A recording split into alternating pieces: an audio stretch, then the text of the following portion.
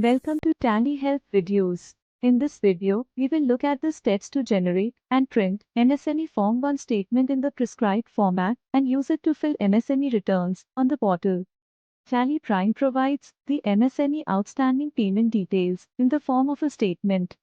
However, the details are captured in the same format that is needed for filing MSME Form 1 returns. The Ministry for MSME has introduced Form 1 to safeguard the interests of MSME businesses. Accordingly, businesses buying goods and services from MSME suppliers will need to file this form or face the risk of fines and legal action. Tally Prime readily provides all the details needed for filing this return. You can generate the MSME Form 1 statement, verify the details, print the statement, and use the details to file the returns online. To view MSME Form 1, press Alt+G, go to Type or select MSME Form 1 statement. By default, MSME Form 1 statement in Tally Prime provides the basic information needed for filing returns. However, you can add further details using the options provided under Configuration. Press F12, Configure.